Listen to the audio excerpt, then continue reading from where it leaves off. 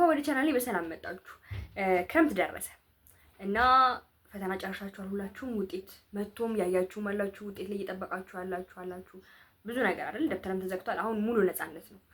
ክረምት ደርሷል ማለት ነው። ስለዚህ አሁን እውነተኛ ጥያቄ ልጠይቃችሁና እውነቱን እንነጋገር። ብዙ ጊዜ ክረምት ሲመጣ ብዙ ነገሮችን እናቅዳለን። ጂም እሰራለሁኝ፣ አዲስ ትምህርት ጀምራለሁኝ፣ አዲስ ቋንቋ እማራለሁኝ፣ ብዙ ነገሮችን እናቅዳለን። ግን እውነታው ምንድነው? በእውነት ስንነጋገር ማለት ነው እስከ 5 እስከ 6 ሰዓት እንተኛለን። ከዛም በኋላ ደግሞ ቲክቶክ ኦር ኢንስታግራም ኦር ቲጂ ላይ ገብተን ስክሮል እያደረግን እንውላለን። ከዛ ማታ ላይ ስንተኛ ምንም አላደረግንም እያል ራሳችንን እንወቅሳለን።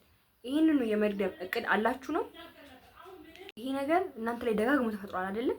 ብዙ ዶክመንተሪዎች ላይ ስናይ ወጣቶች በክረምቱ ይሄን ሰርተው ተለወጡ፣ ይሄን አድርገን ተለወጥን ልንል እንችላለን።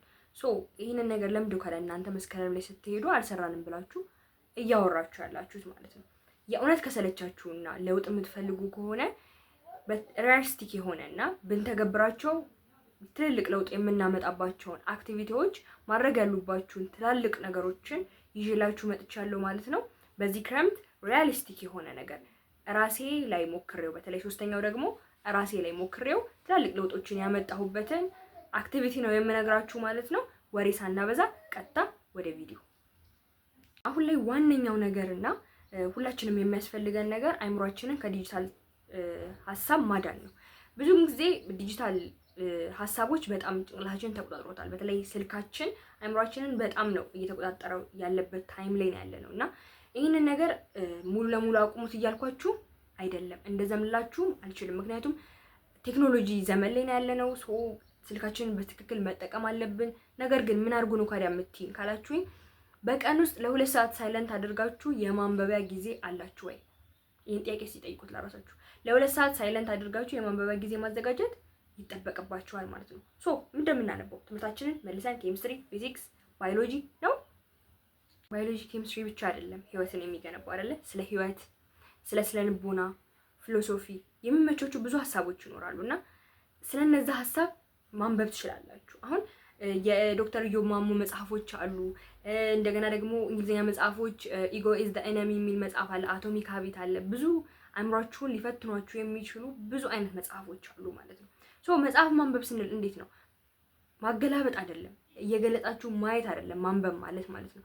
የእውነት ማንበብ ከሆነ ማለት ነው ደብተር አዘጋጅታችሁ ከዚህ መጽሐፍ ምን አገኘው የሚሉት ነገር እየጻፋችሁ እስ ቦሪንግ ሊሆን ይችላል ይሁን።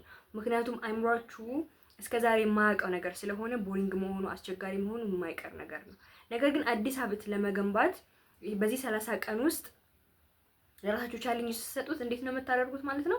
መጽሐፎችን ስታነቡ እንደዚህ አይነት መጽሐፎችን ለማንበብ ሞክሩ ማለት ነው። እንደዚህ አይነት መጽሐፎችን ለ30 ቀን ማንበባችሁ መስከረም ላይ ስትገቡ ጓደኞቻችሁ ጋር ስትገናኙ የእነሱ አስተሳሰብ የወረደ ሊሆንባችሁ ይችላል። የእነሱ የሚያስቡበት መንገድ የህፃን ሊሆንባችሁ ይችላል። ምክንያቱም አይምሯችሁ በዚህ 30 ቀን ውስጥ የለመደውና መጽሐፍ የማንበብ ነገሩ ስለዳበረ ያ ነገር ትልቅ ኢፌክት ይፈጥርባችኋል ማለት ነው። አይምሯችሁን በዚህ መንገድ ቻሌንጅ አድርጉት ለ30 ቀን ማለት ነው።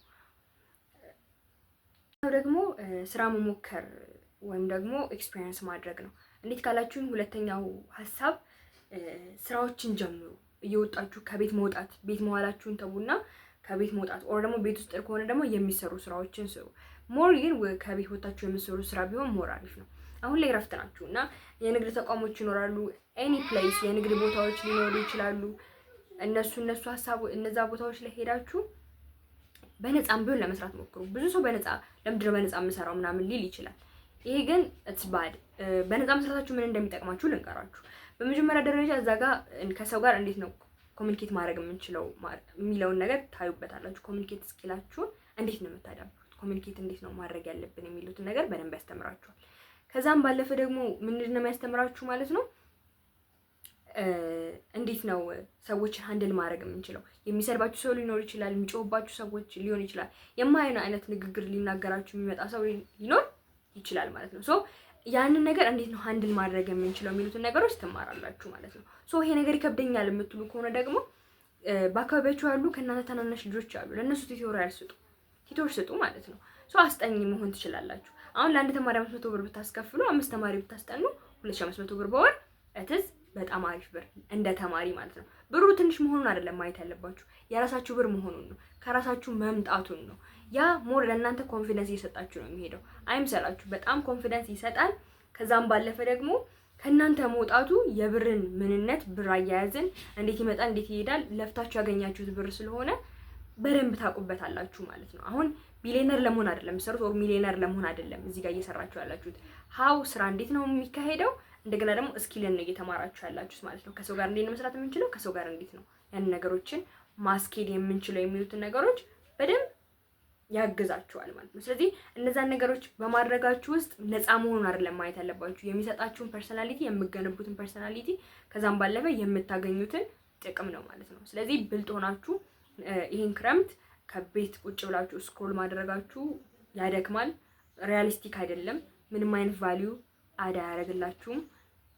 ስክሮል አታርጉ አላልኩም፣ ግን ቀንሱት። ከሚጎዳችሁ የሚጠቅማችሁን ሪል ላይፉን ብትኖሩት ሞር ለእናንተም ተጠቃሚ ትሆናላችሁ ማለት ነው።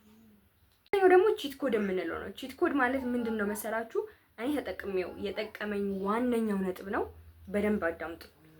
የመጀመሪያው ምንድን ነው መሰላችሁ? ክረምቱን በተለይ 12 ክፍሎች ቀጣይ 12 የምትሆኑ ከሆነ ይሄ ወርቃማ ወር ነው ማለት ነው። ሊትራሊ እውነቱን ነው ከተጠቀማችሁበት ማለት ነው።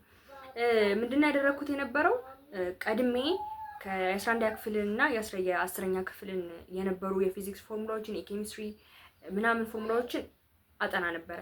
ሙሉ ቀን አጥኑ አላልኩም፣ ተመልሳችሁ እንደ ድሮ አንብቡ አላልኩም። አሁን የረፍት ጊዜያችሁ ነው። ነገር ግን ብልጥ ሆናችሁ ተጠቀሙበት። በቀን 1 ሰዓት ኦር 2 ሰዓት ብትጠቀሙ ይህንን ጊዜ ለወራት ብትጠቀሙት ለአንድ ወር ብትጠቀሙት ስንት ቀን እንትን አላችሁ ማለት ነው? 60 ሰዓታት። 2 ወሩን ብትጠቀሙ 120 ሰዓታት ማለት ነው። ሶ በ120 ሰዓት ከተማሪው ትቀድማላችሁ።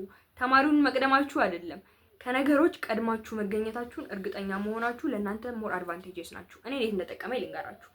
በመጀመሪያ ደረጃ ምንድን ነበር ያደረኩት? የፊዚክስ ፎርሙላዎችን የኬሚስትሪ ምናምን 11ኛ ክፍል የተማርናቸውን ትምህርቶች እንደ ኖት እያወጣሁኝ ሄድኩኝ ማለት ነው። ፎርሙላዎችን ቀድሜ ያወጣሁኝ ያን እየተማርኳቸው ስለሆኑ መከለስ ነው የሚሆነው። ሶ እነዛን ነገሮች በደንብ ከለስኳቸው። በተለይ 11 ስለነበርኩኝ እሱ ኖርማል ነበረ፣ ጊዜ አልፈጀብኝም።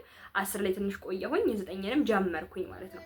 ይሄ ምን ጠቀመኝ? መስከረም ላይ ስገባ የ12 ላይ ፎከስ አድርጌ እንዳነብ፣ ከዛም ባለፈ ደግሞ የ10ኛ ክፍልና የ9ኛ ክፍልን ደግሞ ትንሽ ስለሚቀረኝ እሱን ከዛ በኋላ ደግሞ ለመከለስ በደንብ ጊዜ ኖረኝ ማለት ነው።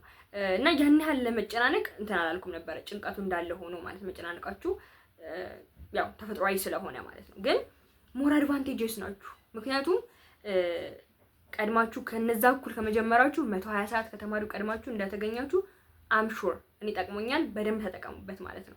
ሙሉ ቀን አጥኖ አላልኩም። 1-2 ሰዓት ለቀጣይ ክፍላችሁ ለመዘጋጀት ሞክሩበት ማለት ነው። ወደ ግቢ የምትገቡ ተማሪዎች ከሆናችሁ ደግሞ የት ግቢ መግባት እንደምትፈልጉ ምን ዲፓርትመንት መምረጥ እንደምትፈልጉ 1 አመት ከተማራችሁ በኋላ ስለምትመርጡ አሁን ብትወስኑ ሞር አድቫንቴጅስ፣ ምንም አልከዳችሁ፣ በጣም አድቫንቴጅስ ናችሁ። ከዛም ባለፈ ግን ገብታችሁ ልትቀይሩ ሀሳባችሁን ትችላላችሁ። ግን የት ግቢ መግባት እንደምትፈልጉ ስለ ግቢው ያለውን ኢንፎርሜሽን ምናምን እየጠየቃችሁ መቆየታችሁ ሞር ለእናንተ አድቫንቴጅስ ያደርጋችኋል ማለት ነው። የግቢ ተማሪ ከሆንን ደግሞ ለቀጣይ አመት ዲፓርትመንት መርጠንም ከሆነ ምን ቦታዎች ላይ ፎከስ ማድረግ አለብኝ፣ ኤክስፒሪየንሶችን ሪል ላይፍ ላይ ምን ነገሮች አሉ እኛ የተማርናቸው ያለው ዲፓርትመንት ሪል ላይፍ ላይ እንዴት ነው እየተማርን እንዳለው መሸምደድ ነው። ሪል ላይፉን ቴስት ለማድረግ ሞክሩ ማለት ነው።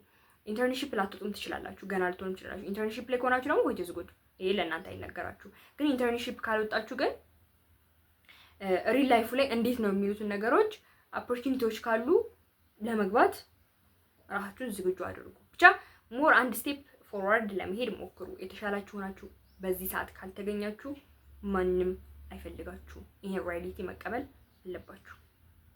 እና የመጨረሻው ደግሞ የአካል ብቃት እንቅስቃሴ ወይም ደግሞ የውስጥ ዲሲፕሊንን መገንባት ነው። ይሄ ምንድነው መሰላችሁ? በዚህ ክረምት ውስጥ እረፍት ነው ብለን ስለምናስብ በቃ መተኛት መብላት ነው። ግን ሰውነታችንን ሞር እንትን እያደረገው ነው የሚሄደው፣ እየገደለው ጥንካሬውን እያሳጣ ነው የሚሄደው። አይመስለንም፣ ያው ልጆች ነን ምናምን ነገር ብለን ስለምናስብም ያን ያህል ፎከስ አናደርግም። በቃ እረፍቱ ነው ለኛ ትልቁ ቫልዩ የምንይዘው እና እሱ ነገር ሞር ይጎዳናል ማለት ነው። ሶ ምን ማድረግ አለባችሁ? በክረምት ውስጥ እኔ የምመክራችሁ ነገር ከተቻለ ጠዋት 11 ሰዓት 12 ሰዓት ተነስታችሁ መሮጥ ልመዱ። ከዛም ባለፈ ጠዋት እንኳን መሮጥ ካልቻላችሁ ከሰዓት ላይ ከ11 ሰዓት በኋላ ወክ አካላዊ እንቅስቃሴዎችን ማድረጋችሁን እርግጠኛ ሁኑ። ይሄ ሞር አድቫንቴጅስ የሚያደርጋችሁ ማለት ነው። አንደኛ የሰውነታችሁን ስትሬንግዝ እየተለቀ ይመጣል። ይሄ አተነፋፈስ ችሎታችሁን ያሳድግላችኋል።